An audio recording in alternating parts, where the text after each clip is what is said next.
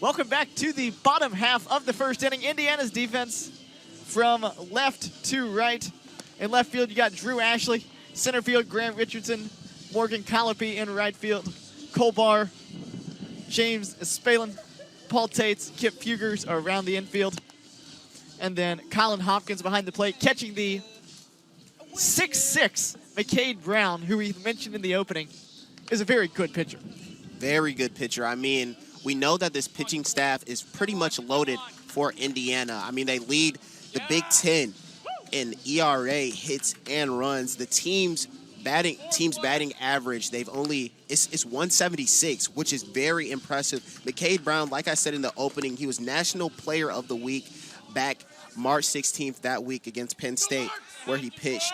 I mean, he has a 2.18 ERA. He's dominant. So, I mean, he's got not really a hot batting lineup for the Cats, but a Cats team that's known for their hitting. They had the third best batting average in the Big Ten. So let's see what they can do against such a dominant pitcher like McCade Brown.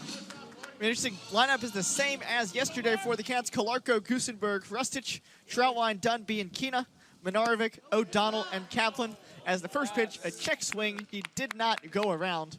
1 ball and no strikes on the Cats' leadoff hitter, who is having a very solid season overall. He is hitting .370 with 7 home runs, 15 RBIs.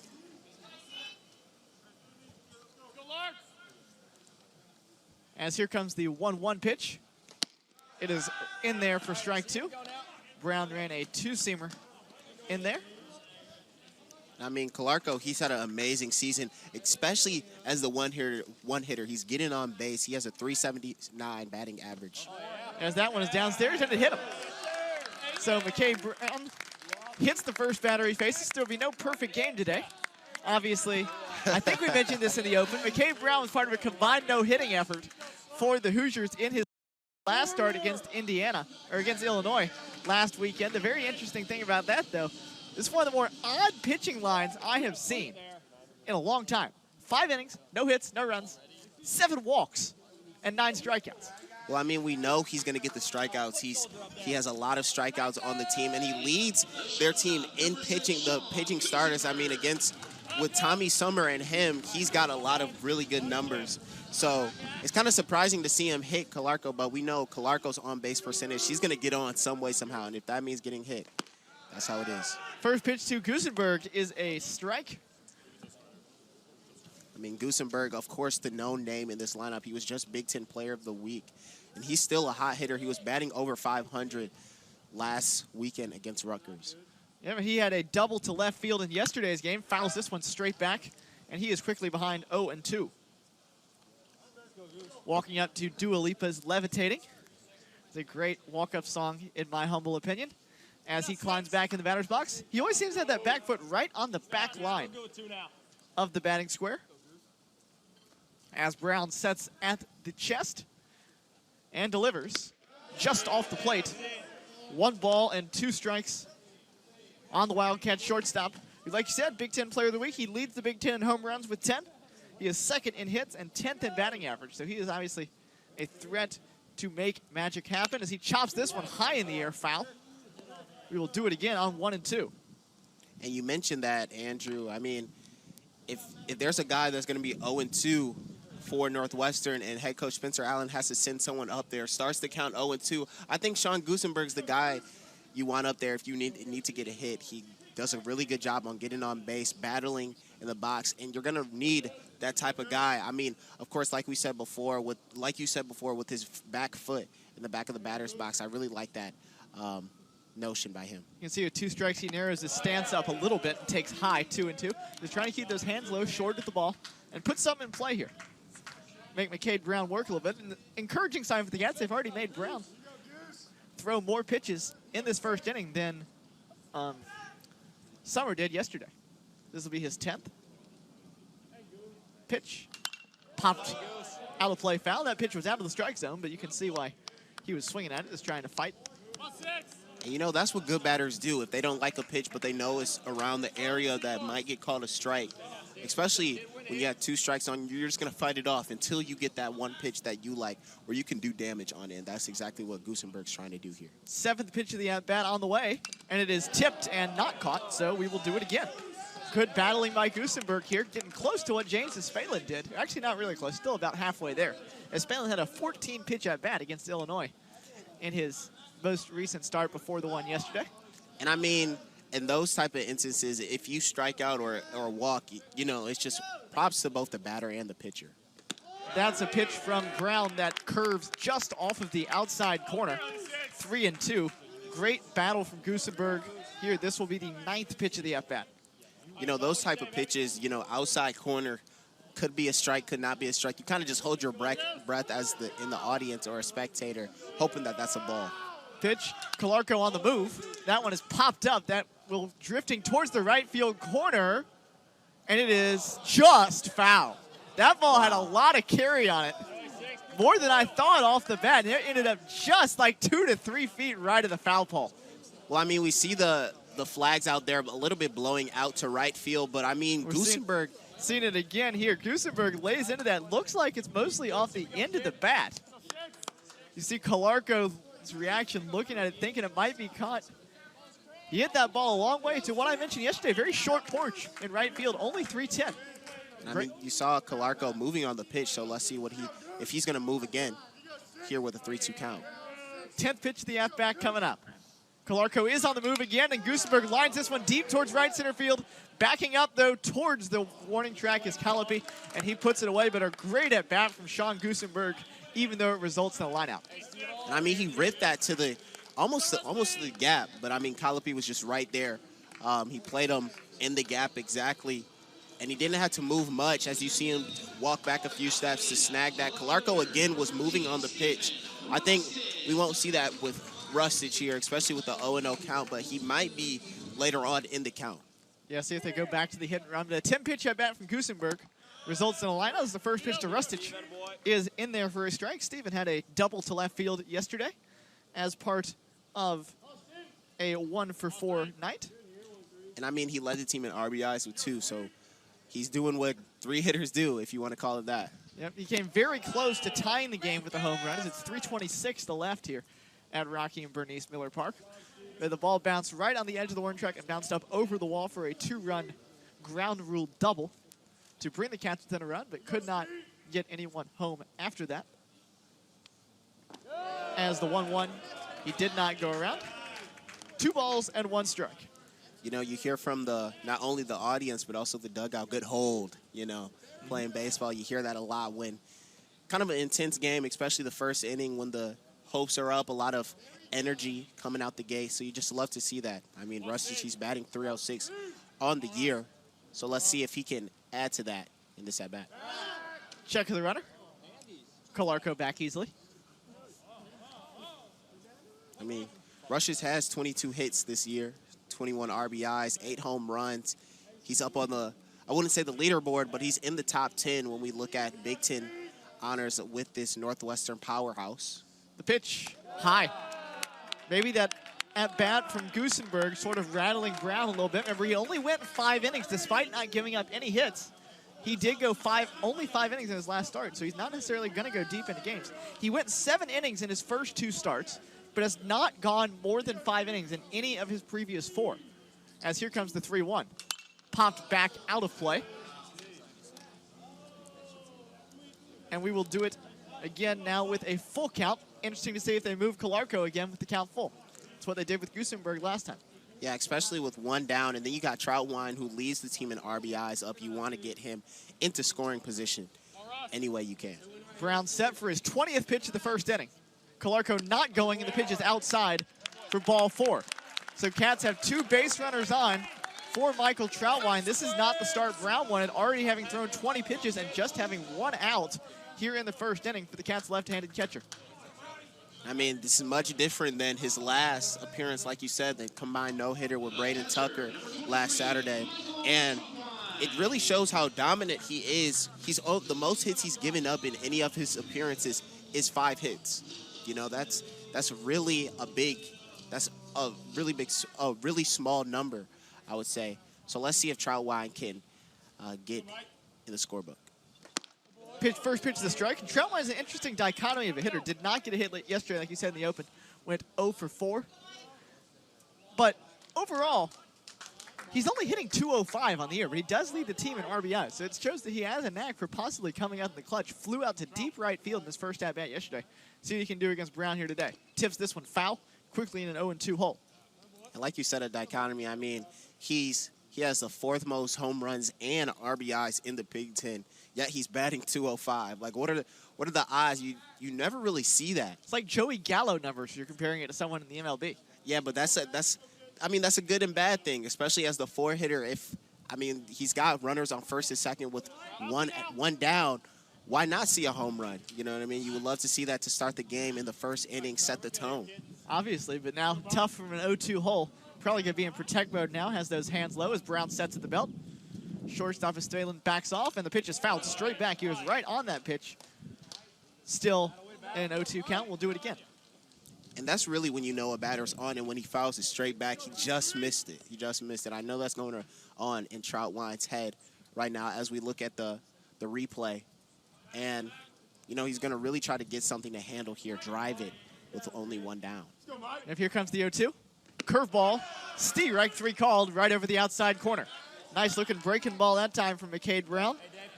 Has his 2nd strikeout of the first inning. And now here goes David Dunn. So this is sort of playing out like his last start. No hits, 2 base runners, 2 strikeouts. A lot of pitches, as he's already up to 24 as Dunn hits now. A lot of pitches, and we saw against Rustich on that 3-2, it was a very outside versus Troutwine. He brought it in a little bit, got the strikeout, so he kind of wrapped it in. Dunn hitting .313 on the year. First pitch is outside for ball 1. Only 1 homer for Dunn so far. And Dunn, like Troutwine yesterday, he went 0 for the day. You're going to need those 4 and 5 hitters to come in clutch situations like these. I mean, you have runners on first and second. You had it with 1 down, now 2 down. Dunn's going to need to come in clutch. So here comes the 1-0 pitch from McCade Brown. Dunn chops it. This is going to be a tough play. What a wonderful barehand pickup by Barr, and throw across gets him. What a one heck of a defensive play by Cole Bard in the bottom half of the first inning. Picks it up with a barehand on the run, throws it across. You see the replay here. We will head to the 2nd inning. Northwestern nothing, Indiana nothing. Great defensive play by Barr.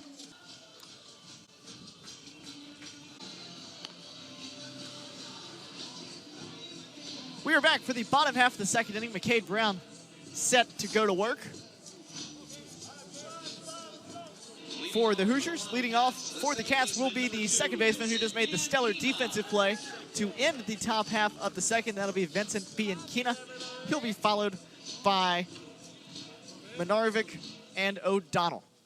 As Brown gets set to work after a 26-pitch first inning, delivers outside for ball 1. We could tell through the first inning that McCade Brown likes to work the outside corners, try to get the batters reaching a little bit, get uncomfortable.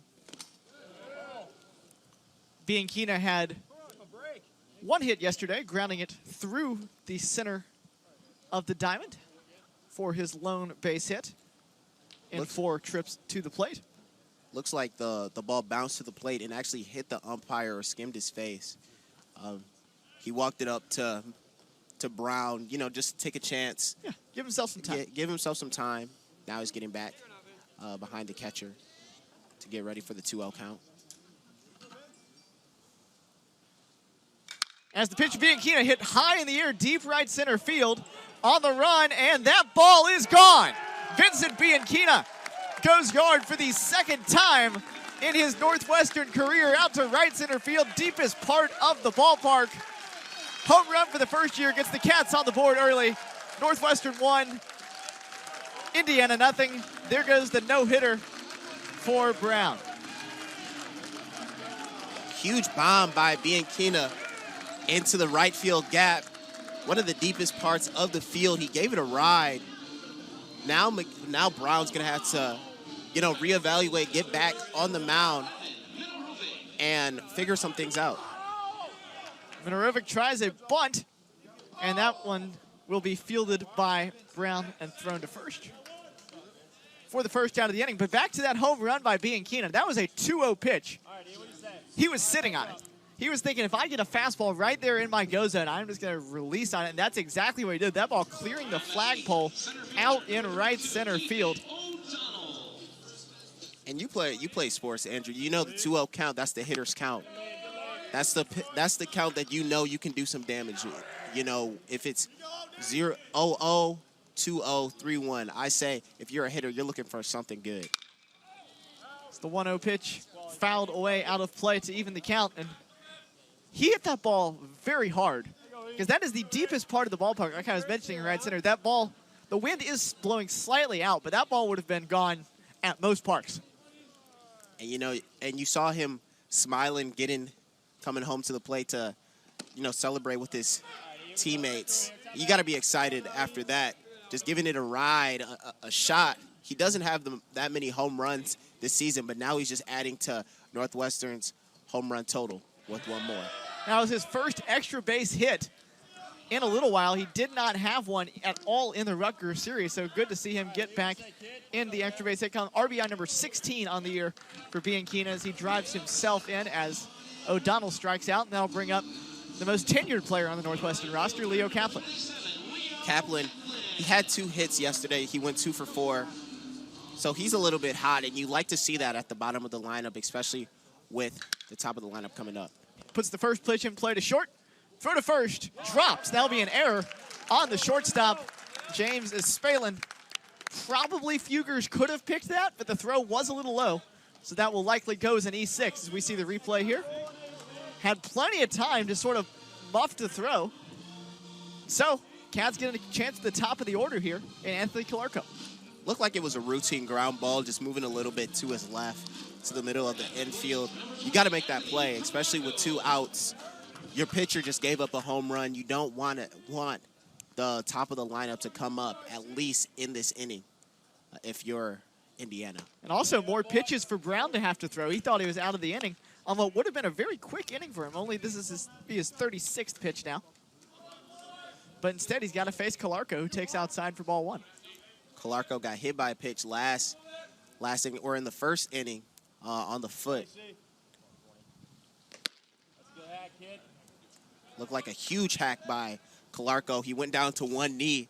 And, you know, that's when a player took a huge hack or just hacked that swung a little too hard. Now, 1-1, he's getting back in the box As he was sitting, back up. He was sitting on a certain pitch there and just didn't quite get it. And when you get that certain pitch, you don't want to miss it. You don't want to miss it. You don't get that many with McCade Brown. We saw Bianchina. He got his pitch and he drived it. Calarco's trying to do the same thing. Kaplan leads off first. Brown sets. And Calarco smokes one towards the gap in right center field. Kaplan rounds second, headed towards third. That's going to roll all the way to the fence. Kaplan being waved home, and he is going to score. The Wildcats capitalize on the error from the Hoosiers and get to McCade Brown again. A ground ball that just took the turf and rode it all the way to the fence through the shift, and it just ran. Kaplan using his speed to fly around the bases. He comes home, and Northwestern has a 2-0 lead. That was a huge shift by Indiana. You could see the second baseman, Tate, he was playing deep into the, not really the hole, but he was playing deep a little bit into the outfield, and Calarco just ripped it past him. Right fielder and center fielder were not pretty close to it and just rolled right to the wall. Espalin probably does not have the best feeling in his gut right now because this inning could have been over if he made the routine throw from behind second base to retire Calarco, or to retire Kaplan, sorry, and then Calarco obviously with the double there as Gusenberg hits down, takes a strike. Next one, he lines towards the gap in right center field. Northwestern playing gap ball. That ball is going to one-hop the fence. Calarco is going to come home and score. Northwestern is peppering the right center field gap. It is 3-0 on 3 hits, 1 error, and a walk so far in this inning. We saw Gusenberg in his first at-bat where he was battling with Brown. He lined one into deep right field, but Calapi was right there to grab it. This time he hit it a little bit farther into the gap, a little where Richardson and the right fielder could not reach it. Great shot by Gusenberg to stay hot.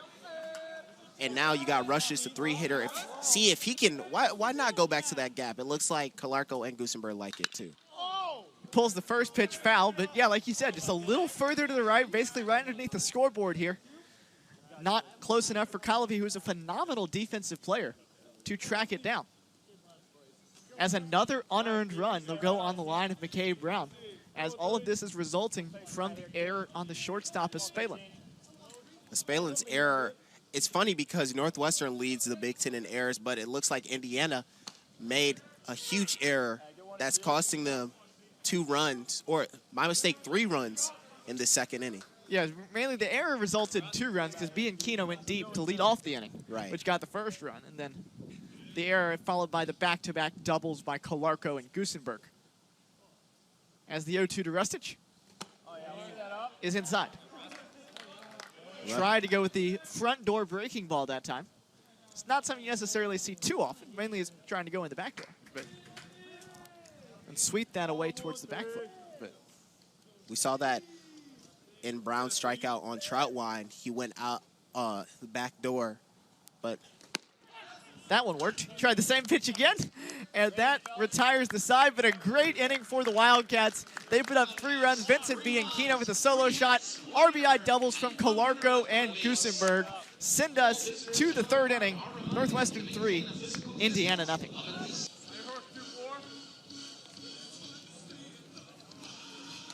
We are back for the bottom half of the 3rd inning.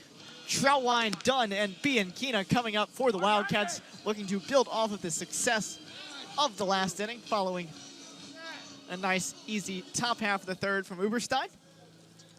Troutwine struck out looking in the 1st with a couple of runners on base. I'm sure he'll be looking to avenge himself as his average drops closer and closer to that Mendoza line of 200. And that's something you don't want to see as a hitter, but can we blame Troutwine? He has so many RBIs, so many home runs. He's doing something right, maybe something wrong at the same time. We're not going to deny that. But he's still putting up numbers. You definitely can't really complain about his efforts so far, as the pitch from Brown is a strike. Quickly ahead 0-2. Brown at 46 pitches as he enters the 3rd inning is definitely pretty high. Uberstein is at 55 through 3. 3-pitch strikeout for McCade Brown. He clearly got some juice in the dugout after giving up those back-to-back 2-out RBI doubles for the Wildcats. Something you love to see for Brown. Not something you love to see for Troutwine, especially just being a 1-2-3. Yep, first pitch to Dunn is pulled a little bit outside. 1 ball and no strikes. Dunn's going to need to look for something to handle here. He pops this one up into shallow right field. Actually, it's carrying into pretty deep right field. Calapi actually has to back up to the edge of the warning track to put that away for the 2nd out. You were saying, Andrew, the wind's blowing out a little bit to right, and we saw that here. I mean, Dunn swung, and it looked like it was going to be a shallow fly ball to right, but Calapi was moving back almost at the warning track there. And now you got Bianchino, who knows what it's like to hit it deep into right field with his home run in his last AB. You had it exactly right, flying out to basically right where the white flag is, out in right center field, as he takes the first pitch for a ball, 1 ball and no strikes. On the first-year second baseman. Tries to jump on a 1-0 fastball and fouls it straight back. 3 runs, 3 hits for the Wildcats, no runs, 2 hits for the Hoosiers as we play here in the 3rd inning. Bottom half, 2 outs.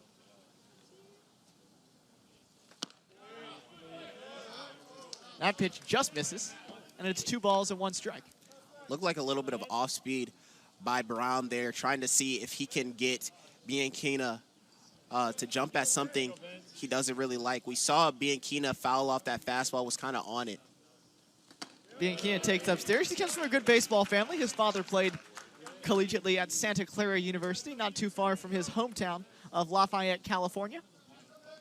So Bianchino clearly has the genetics that help him be successful as well. There's a strike. 3 balls and 2 strikes. Count is full with 2 outs here in the 3rd. Hey, it doesn't hurt to have the genes if you can. Andrew, it never hurts. No, it does not. As Bianchina hits this one well. That ball is into deep right center field. That ball is back at the wall, and that ball is gone. Vincent Bianchina goes yard for the second time this game, fifth time this season. Bianchina has McCade Brown's number, as it is now 4-0 Northwestern, as Bianchina does it again. Wow, Andrew, I'm kind of in shock that 3-2 through 2 outs. He got something he could drive, and that's exactly what he did. Brown left it in his zone, and Bianchina smashed it. Now 4-0, and something Brown just does not want to see. I know he's kicking himself right now. Bianchina missed Brown missed an opportunity there. Bianchina taking a fastball that was right over the inside corner, getting those hands in on it and launching it just like 10 feet to the right of where his first one was. The only real thing you can say to Bianchina is have a day, kid. That's exactly what he's having. Career day for the first year here in game number 23, as Brown finally comes back with a strike to make it 2-1. That pitch is a strike. Looks like Brown is working pretty quickly. He's not taking much breaks between pitches. Maybe just a little bit of frustration, just trying to get it going to get out of this inning with 2 outs. Yeah, he's definitely a little more of a stressful outing than last time, as that one is strike 3 called right over the outside corner. But the Cats will take it. Vincent Bianchina to right center field again for the second time this game. Extends the Cats' lead to 4-0 as we head to the 4th inning. We are back. Northwestern looking to respond after Indiana halved the deficit in the top half of the 4th inning. McCade Brown back to work. He's got the bottom third of the Cats' order. O'Donnell, Kaplan, and then back to the top in Calarco. That pitch went about 50 feet, bounced about 10 feet in front of home plate. It bounced up against the umpire. So he's going to take a little walk around. Brown respectfully walks behind the mound to give him some time. As Ethan O'Donnell was hit, he struck out back in the 1st inning. And I was going to say that, Andrew, this is the first time we saw Brown step off the mound, really. He's really just stood on the mound the whole time. Very, very quick motion, if you want to call it that. Yeah, he's working very quickly as that pitch is fouled straight back by O'Donnell. As Brown, once again, very quickly back on the rubber. And bounces another one. He does not seem to have a great feel for his breaking ball right now. You can see him testing his fingers right there on the mound, trying to get that grip, as he spiked the past 2 he's thrown. In all honesty, he doesn't have his best stuff today. Or, you know, Northwestern as well has just been hitting the ball very well. Yeah, O'Donnell hits this one in the air to left field. Ballpark should hold it. Center fielder Richardson drifts over and puts it away into left center field gap, about 2 steps shy of the warning track. Maybe if the wind was blowing out that way instead of to right field, that would have got out. He's kind of skied it into left field, but Richardson was right there, just ran over a few steps into the left field gap to snag that ball. Still good opposite field power shown that time, though, by O'Donnell. As here goes Leo Kaplan, like I said, the most senior member of this team. His 5th year in the program, a graduate student out of Harvard Westlake High School in Los Angeles, California. I brought this up on the broadcast yesterday. I'm going to do so again. Same high school where there were 3 Major League Baseball opening day starters this year, and Max Fried, Lucas Giolito, and Jack Flaherty. Can you imagine having to go up against that rotation in high school? Just think about it, Andrew. You get out of geometry class after school, and then you got to think about I'm about to face Lucas Giolito. That's not a fun thought, I would say, to end your day and having to go against one of the best pitchers and on the come up as well. As Brown spikes another pitch, as you see on the replay monitor there, as Kaplan gets a 3-0 count and a 4-pitch walk from McCade Brown. Not necessarily his finest stuff, up to 69 pitches now. We saw in the last time Kaplan was on first and Calarco came up to bat, he had that double into the right center gap to score. Kaplan, let's see what he can do again. Let's see what he can do here. Clearly Brown has been struggling lately. We saw in the second, third, and now a little bit into the fourth inning. Can Calarco do it again? Second walk of the game for Brown so far. Calarco, once again, another pitch in the dirt for McCade Brown. If I were the Cats, I would just wait him out because he seems to be like almost once every 3 pitches seems to be in the dirt right now. You see the third base coach for the Cats giving Calarco signs, maybe, like you said, Andrew, to hold, as Brown's still trying to find his groove again. That ball is popped high in the air on the third base side. This should stay in play. And it is caught by Cole Barr for out number 2. As here goes Goosenberg.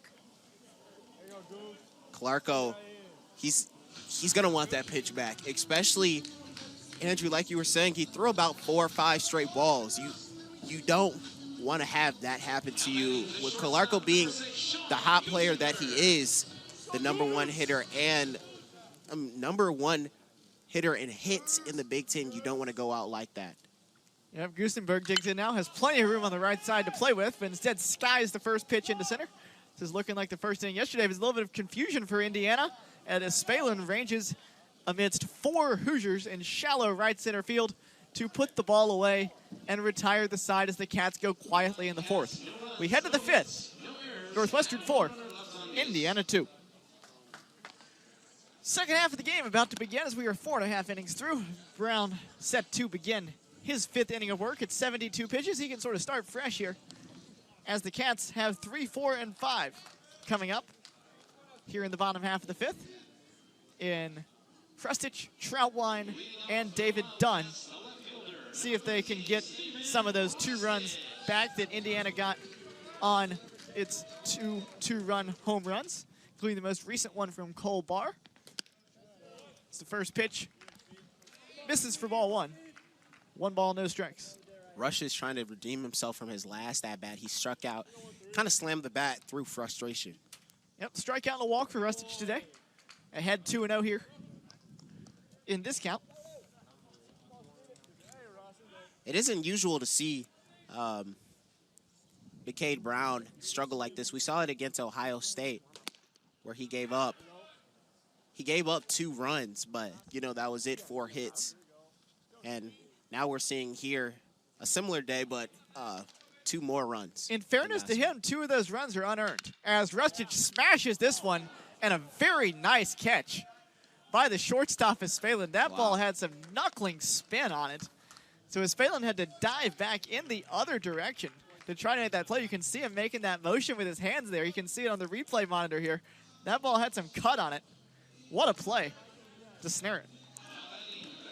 Great play by Spalen.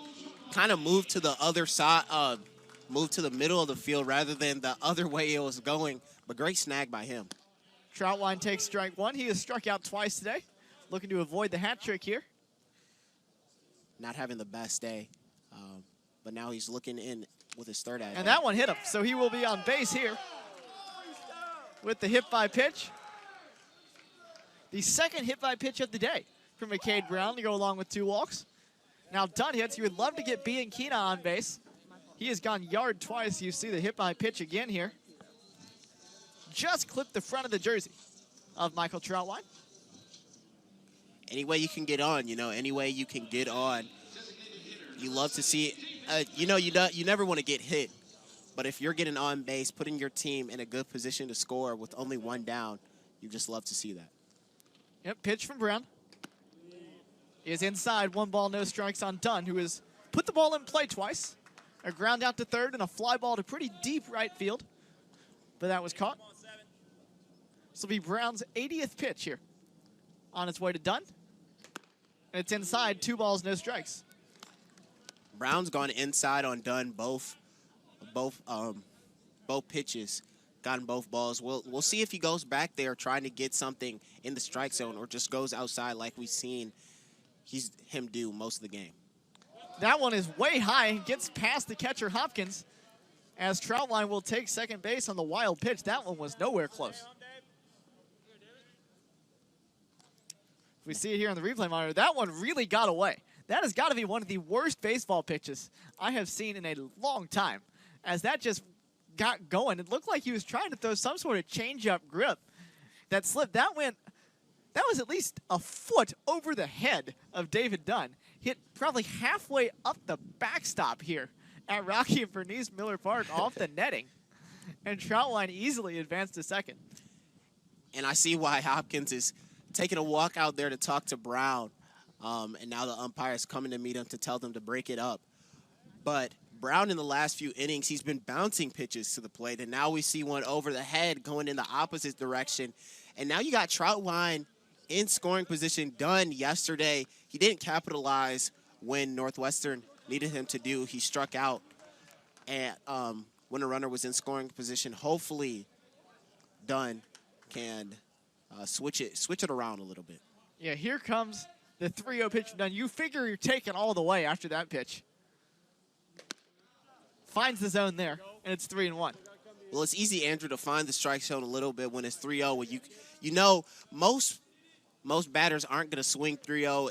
It's a little bit different in the major leagues, of course, but now 3-1. Let's see if Brown can actually hit the strike zone again. He is able to find it again. It's 3-2.